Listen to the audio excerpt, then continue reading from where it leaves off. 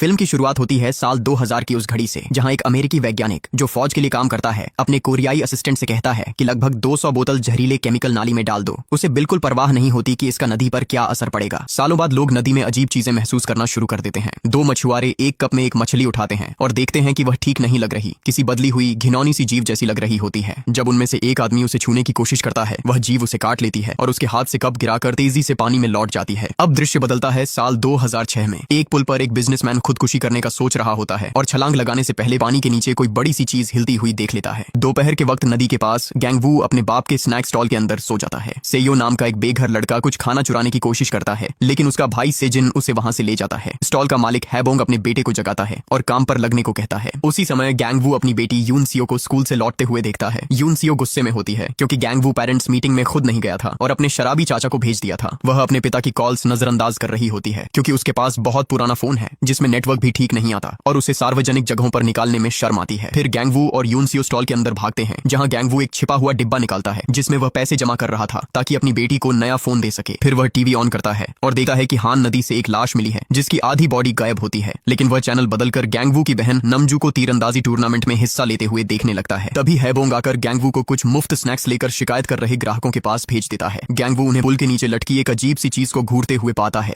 वह चीज हिलती है और एक भयानक राक्षस निकल आता है जो पानी में छलांग लगा देता है। जिज्ञासा में गैंगवू एक बियर कैन फेंकता है जिसे राक्षस अपने टेंटेकल से पकड़कर पूरा निगल जाता है। उत्साहित होकर भीड़ नदी में हर तरह का खाना फेंकने लगती है, लेकिन वह जीव गायब हो जाता है। सब लोग जाने ही वाले होते हैं कि अचानक वही राक्षस पानी की सतह पर आ जाता है और भीड़ के पीछे दौड़ लगाता है। वह लोगों को उठाकर पटक देता है और अपने डरावने अंगों से मारना शुरू कर देता है। लोग भागकर जान बचाने की कोशिश करते हैं, लेकिन राक्षस उन्हें घसीट कर मारने लगता है। कुछ लोग एक कंटेनर के अंदर छिप जाते हैं तो राक्षस उनके पीछे वहीं अंदर घुसकर अटक जाता है। टूरिस्ट डोनाल्ड और गैंगवू कंटेनर के दूसरी तरफ दौड़कर दरवाजा खोल देते हैं ताकि बचे कुचे लोग निकल सकें। राक्षस भी बाहर आ जाता है और अपनी हत्या लड़ाई जारी रखता है। डोनाल्ड एक फ्लोर टाइल फेंकता है, लेकिन उसका उस पर कोई असर नहीं होता। फिर डोनाल्ड और गैंगवू मिलकर एक भारी सा साइन पोस्ट राक्षस पर फेंकते हैं, लेकिन फिर भी उस पर कुछ असर नहीं होता। एक आदमी को मुंह से पकड़े हुए राक्षस डोनाल्ड पर छलांग लगाता है और उसे घायल कर देता है। गैंगवू दौड़कर साइन पोस्ट उठाता है और इस बार राक्षस की संवेदनशील पूंछ पर फेंक देता है, जिससे उसे आखिरकार चोट लगती है। राक्षस का कुछ खून गैंगवू के चेहरे पर भी टपक पड़ता है। यूनसियो जब स्टॉल से बाहर निकलती है, गैंगवू उसका हाथ पकड़कर भीड़ के साथ भागने लगा है। बेहद अफरा तफरी में गैंगवू गिर जाता है और अपनी बेटी का हाथ खो देता है। घबराहट में वह एक और लड़की का हाथ पकड़कर भागता रहता है, लेकिन पीछे मुड़कर देखता है तो पता चलता है कि वह गलत लड़की थी। वह पीछे देखता है और राक्षस यूनसियो को पकड़कर नदी की तरफ ले जा रहा होता है। गैंगवू भी छलांग लगा देता है और दूसरी ओर देखता है कि राक्षस एक इंसान को थूकर उसकी जगह यूनसियो को ले जाता है और फिर पानी में गायब हो जाता है। कुछ देर बाद पुलिस और मिलिट्री पूरी जगह को घेर लेती है। गैंगवू और हैबोंग को स्टॉल छोड़ना पड़ता है और गैंगवू वह सिक्कों वाला बॉक्स साथ ले लेता है। नदी का इलाका बंद कर दिया जाता है और सभी पीड़ितों के लिए अंतिम संस्कार रखा जाता है। नमजू अपना कांस्य पदक लेकर आती है और अपनी मरी हुई भतीजी के लिए रोती है। तीसरा भाई नम भी आ जाता है जो परिवार का अकेला कॉलेज शिक्षित व्यक्ति है, लेकिन इस समय बेरोजगार है क्योंकि पहले वह एक एक्टिविस्ट रह चुका है। पूरा परिवार जमीन पर गिरकर रोना धोना शुरू कर देता है, जिसकी वजह से रिपोर्टर्स उनकी तरफ दौड़कर उनकी तस्वीरें और वीडियो लेने लगते हैं। नम बताता है कि उसने सुना है गैंगवू ने गलत हाथ पकड़ लिया था और वह अपने भाई को इस बड़ी गलती के लिए ताना मारता है। इससे दोनों में झगड़ा हो जाता है और अधिकारियों को बीच में आना पड़ता है। इसी समय कुछ हैजमैट सूट पहने लोग कमरे में घुसते हैं और एक अजीब सा धुआं फैलने लगता है। एक एजेंट पूछता है कि क्या किसी ने उस जीव को छुआ था। गैंगवू बताता है कि उसका खून उसके चेहरे पर गिरा था। यह सुनकर टीम उसे एक खास बैग में डालकर घसीटते हुए ले जाती है। तभी न्यूज इस घटना को पूरी तरह कवर करना शुरू कर देती है। डोनाल्ड एक अमेरिकी सेना का सार्जेंट था और उसका एक बाजू गया, इसलिए उसे यूएस आर्मी अस्पताल भेजा गया। सैन्य डॉक्टरों को पता चलता है कि जिन शरीर के हिस्सों का संपर्क उस जीव से हुआ था वे अजीब प्रतिक्रिया दिखाने लगे हैं और वे इसे एक अज्ञात वायरस का नतीजा बताते हैं। अमेरिकी सेना एक सैंपल सीडीसी को भेजती है और वे पुष्टि करते हैं कि नदी का जीव उस वायरस का होस्ट है। अब सिर्फ बायोलॉजिकल वॉर में ट्रेन किए गए स्पेशल फोर्सेस को ही नदी के पास जाने की इजाजत है। फ्यूमिगेशन यूनिट्स धुआं छोड़कर नदी के एरिया को क्लियर करने में लगी हैं। जितने भी लोग स्पॉट पर और जनाजे में मौजूद थे सबको हॉस्पिटल भेजकर क्वारंटीन और टेस्ट किया जा रहा है। शाम को गैंगवू अपनी बैक पर खुजली कर रहा होता है कि तभी उसका फोन बजता है। सुनते ही वह शॉक्ड रह जाता है क्योंकि कॉल यूनसियो की होती है। वह हेल्प मांग रही होती है और कहती है कि वो सीवर में है, लेकिन कुछ और बोलने से पहले ही कॉल कट हो जाती है। नदी के पास दो फ्यूमिगेशन एजेंट्स अपना ट्रक रोकते हैं क्योंकि उन्हें कुछ नजर आता है। अचानक मॉन्स्टर बाहर निकलकर एक एजेंट को गिरा देता है और ट्रक पर चढ़ जाता है। कुछ मिनट बाद वो क्रिएचर उन एजेंट्स को एक सीवर में फेंक देता है जहां उसने कई बॉडीज जमा की हुई थी ताकि बाद में खा सके। मॉन्स्टर के चले जाने के बाद यूनसियो एक होल से बाहर आती है जहां वो छुपी हुई थी। वह एजेंट को जगाने की कोशिश करती है, लेकिन वह पहले ही डेड हो चुका होता है। वह उसकी जेब में फोन ढूंढती है, मगर वो भी काम नहीं कर रहा होता। हॉस्पिटल में गैंगवू का फैमिली एक पुलिस वाले को समझाने की कोशिश करता है कि यूनसियो अभी जिंदा है, लेकिन पुलिस वाला उन पर यकीन नहीं करता और कहता है कि गैंगवू ने बस कोई सपना देख लिया होगा। अपनी बात प्रूव करने के लिए गैंगवू फोन पर वो मोमेंट दिखाता है जहां उसने मॉन्स्टर को एक बॉडी उगलते हुए देखा था, जिसका जिसका मतलब ये हो सकता है कि यून सियो अभी जिंदा है। फिर भी पुलिस वाला जिद पर अड़ा रहता है कि गैंगवू को बस वहम हुआ है और वहां से चला जाता है। हैबोंग उसे रिश्वत देने की कोशिश करता है लेकिन वो मानने को तैयार नहीं होता। थोड़ी देर बाद फैमिली हॉस्पिटल से चुपके से निकल जाती है और कॉरिडोर में दूसरे पेशेंट्स के बीच जाकर घुल मिल जाती है। एक नर्स गैंगवू के ढाई किए हुए बाल पहचान लेती है और उसे आवाज देती है, जिस पर पूरा फैमिली भाग पड़ता है और रास्ते में आने वाले सबको धक्का देता हुआ दौड़ता है। लिफ्ट में पहुंचते ही वो लोग अपने असली कपड़े पहन लेते हैं और हैबोंग फोन पर कंफर्म कर लेता है कि उनकी गाड़ी पहुंच चुकी है। पार्किंग लॉट में एक रहस्यमयी ड्राइवर वैन लेकर उन्हें उठा लेता है। नमजू पीछे रह जाती है और लगता है उसे छोड़ दिया जाएगा, लेकिन ड्राइवर पीछा कर रही गाड़ी से बचते हुए मुड़कर उसे भी उठा लेता है। एक पुलिस वाला भी वैन में चढ़ने की कोशिश करता है तो गैंगवू उसे जोर से धक्का देकर गिरा देता है। कुछ देर बाद वो लोग शहर के बाहर एक वेयर हाउस पहुंचते हैं जहां पता चलता है कि हैबोंग ने कुछ क्रिमिनल्स को हायर किया हुआ था ताकि फैमिली को हॉस्पिटल से बाहर निकालकर वो सामान दिलाया जा सके जो यून सियो को ढूंढने में काम आए। अंतिम बिल उम्मीद से बहुत ज्यादा आता है और क्रिमिनल्स उसकी ज्वेलरी लेने से इनकार कर देते हैं। इसके बजाय वे उसका क्रेडिट कार्ड ले लेते हैं। वैन के अंदर तीनों भाई बहन न्यूज देखते हैं और समझते हैं कि उन्हें वांटेड फ्यूजिटिव्स घोषित कर दिया गया है। फैमिली एक फ्यूमिगेशन ट्रक में निकलती है जो क्रिमिनल्स ने उनके लिए अरेंज किया था, जिसमें 2 हैजमैट सूट, कुछ वेपन्स और सीवर का मैप रखा हुआ था। गैंगवू और हैबोंग सूट पहन लेते हैं जबकि नम और नमजू कंबल के नीचे छुपकर बैठे रहते हैं। सिक्योरिटी चेक पर मैनेजर शक करता है क्योंकि कंपनी का नाम आखिरी मिनट में जोड़ा गया था। हैबोंग उसे एक बैग फेंकता है रिश्वत के तौर पर और मैनेजर बैग खोलकर देखता है कि उसमें सिक्कों का वही बॉक्स रखा हुआ है। इसके बाद फैमिली मैप फॉलो करते हुए यून सियो को ढूंढने के लिए सीवर की ओर बढ़ती है। कभी कभी गैंगवू ट्रक के पीछे दौड़ता है ताकि फ्यूमिगेशन का धुआं उसके ऊपर भी पड़े, क्योंकि वह अपनी बेटी के लिए खुद को साफ रखना चाहता है। कुछ घंटों की खोज के बाद उन्हें अंधेरे में कुछ हिलता हुआ दिखाई देता है। नमजू के कंधे पर कुछ गीला टपकता है तो वे लोग फायरिंग शुरू कर देते हैं, लेकिन जब ऊपर देखते हैं तो पता चलता है कि वह बस पानी का रिसाव था। जो लिक्विड गिरा था वह असल में सेयो का पेशाब था, जो अपने भाई से जिनके साथ छुपकर घूम रहा होता है। दोनों भाई धीरे धीरे स्नैक स्टॉल तक पहुंच जाते हैं और वहां से ढेर सारा खाना उठा लेते हैं। सेयो पैसे भी लेने लगता है, लेकिन सेजिन उसे रोकते हुए बताता है कि पैसे लेना असली चोरी है। बैग भरकर दोनों बाहर निकलने ही वाले होते हैं कि राक्षस उन्हें देख लेता है। दोनों भागते हैं लेकिन जीव तेज होता है और उनका रास्ता रोक देता है। कुछ देर बाद परिवार स्नैक स्टॉल पहुंचता है और ऐसे डिनर शेयर करता है मानो यून सियो उनके साथ बैठी हो, बस हिम्मत बनाए रखने के लिए। असली यून सियो एक लीक से पानी इकट्ठा करने की कोशिश कर रही होती है। जब वह मॉन्स्टर की आवाज सुनती है तो वह बेहोशी का नाटक करती है और देखती है कि मॉन्स्टर दोनों भाइयों को नीचे गिराकर चला जाता है। यून सियो उन्हें चेक करती है और पता चलता है कि सेजिन मर चुका है, लेकिन सेयो अभी जिंदा है, इसलिए वह उसे क्रिएचर की नजरों से बचाती है। फैमिली की तरफ नमजू और नम गैंगडू को बुरा भला कहते हैं क्योंकि वह फिर सो गया होता है। हैबोंग को यह बात बिल्कुल पसंद नहीं आती और वह बताता है कि बचपन में गैंगडू के साथ क्या हुआ था। बचपन में गैंगडू बहुत तेज दिमाग का था, लेकिन हैबोंग अक्सर घर पर होता ही नहीं था और रात भर बाहर रहता था। गैंगडू पड़ोसी खेतों से खाना लेने जाता था पर वह उसकी सेहत के लिए काफी नहीं था। इसी वजह से उसका दिमाग धीमा हो गया और कभी कभी उसका शरीर अचानक सो जाता है। इसी वक्त गैंगडू उठकर देखता है कि मॉन्स्टर बाहर खड़ा है। हैबोंग फायरिंग शुरू करता है और क्रिएचर गुस्से में आकर स्टॉल को इतना धक्का देता है कि वह पलट जाता है। मॉन्स्टर पास आता है तो हैबोंग फिर गोली चलाता है और क्रिएचर गिर जाता है। फैमिली बाहर आती है और देखती है कि वह अभी भी जिंदा है तो नम भी उस पर गोली चलाता है। मॉन्स्टर तुरंत भागकर ब्रिज पर चढ़ जाता है और वहां कई गाड़ियों को टकरा देता है। फिर वह ब्रिज के नीचे कूदकर इधर उधर उछलता रहता है जब तक कि उनकी गोलियां खत्म नहीं हो जाती। मॉन्स्टर पानी में कूद जाता है और फैमिली देखती है कि सिपाही आ रहे हैं तो वे भागना शुरू कर देते हैं। गैंगडू कहता है कि उसके पास एक गोली और है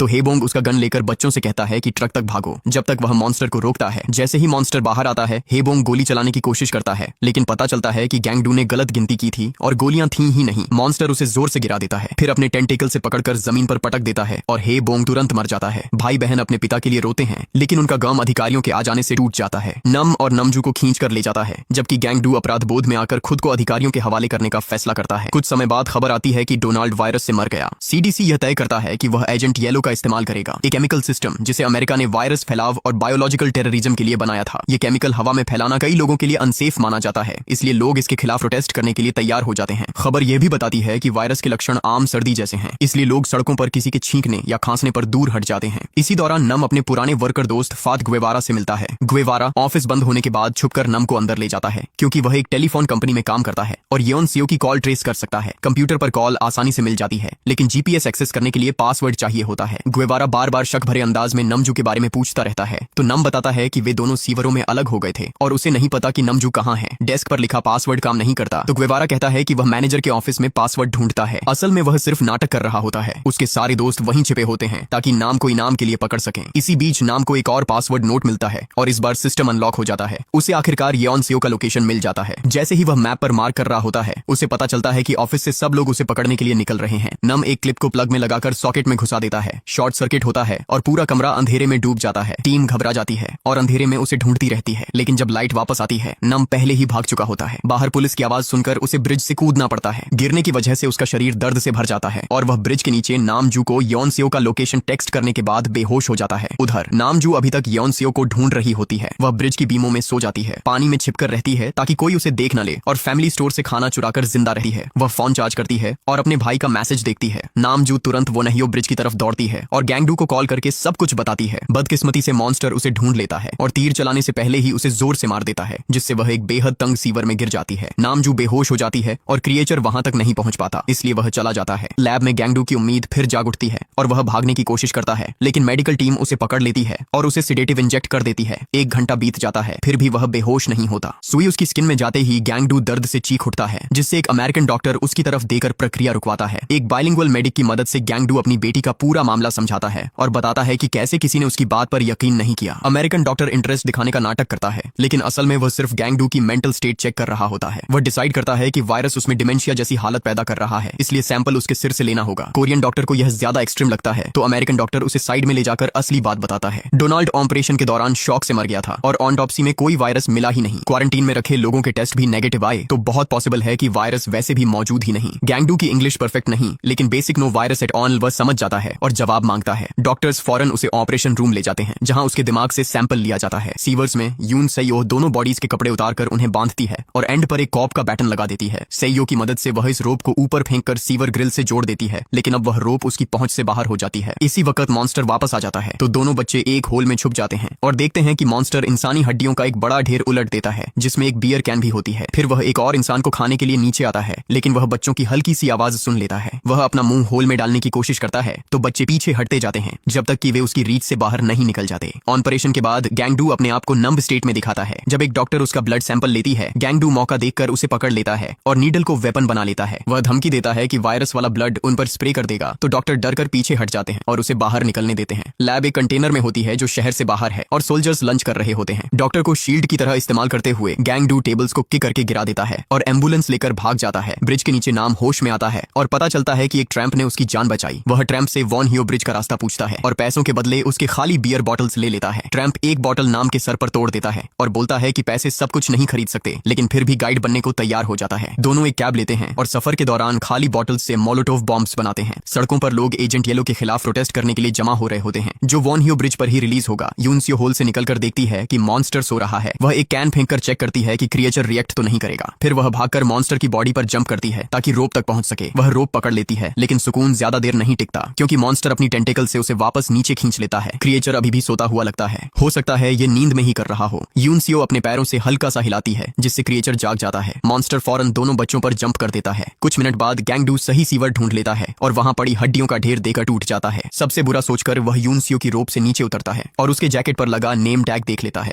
उसी वक्त मॉन्स्टर वहां आ जाता है, लेकिन किस्मत से वह गैंगडू को नहीं देख पाता और आगे बढ़ जाता है। इसी दौरान नमजू होश में आती है और सीवर से बाहर चढ़कर देखती है कि क्रिएचर उसकी तरफ आ रहा है। वह अपना बो तैयार करती है, लेकिन गैंगडू की घबराहट उसका ध्यान तोड़ देती है। किनारे पर एक बड़ा हजूम एजेंट येलो के खिलाफ प्रोटेस्ट कर रहा होता है, जिनकी शर्ट्स पर गैंगडू की आजादी की डिमांड लिखी होती है। प्रोटेस्टर्स पुलिस से घिरे होते हैं और हटने से इनकार करते हैं, लेकिन जैसे ही मॉन्स्टर दिखाई देता है सब घबरा जाते हैं। पुलिस फायरिंग शुरू कर देती है और गैंगडू ब्रिज पर नजर आता है, सबसे गोली रोकने की अपील करता हुआ, क्योंकि उसकी बेटी वहां होती है। वह पानी में जंप करता है और उसी वक्त ड्रोन एजेंट येलो रिलीज करता है और टॉक्सिक फ्यूम्स से पूरा इलाका भर जाता है। प्रोटेस्टर्स बेहाल हो जाते हैं। क्रिएचर भी बीमार पड़ने लगता है और एक और कॉप उसे मारने लगता है, लेकिन गैंगडू उसे रोक देता है। मॉन्स्टर दर्द में जमीन पर तड़प रहा होता है, तो गैंगडू मौका देखकर उसके मुंह में हाथ डालकर एक इंसानी हाथ पकड़ लेता है। वह फौरन खींचकर दोनों बच्चों को बाहर निकालता है, जो बदकिस्मती से मर चुके होते हैं। ड्रोन एजेंट येलो बरसाता रहता है, मास्क्ड एजेंट सब रिकॉर्ड करते रहते हैं और हर तरफ लोग बीमार हो रहे होते हैं, पुलिस वाले भी। तीनों भाई बहन यूनसियो के पास जमा होकर रोते हैं। गैंगडू का सब्र टूट जाता है और वह एक साइन के पोल तोड़कर मॉन्स्टर पर वार करता है, जिससे उसका खून बहने लगता है। क्रिएचर उसे धक्का देकर दूर फेंक देता है। फिर नम अपने मोलोटोव बॉम्ब्स फेंकना शुरू करता है, जिससे क्रिएचर आग से बचने के लिए भागता है। आखिर में वह ब्रिज के नीचे फंस जाता है और ट्रैम्प उस पर पेट्रोल उंडेल देता है।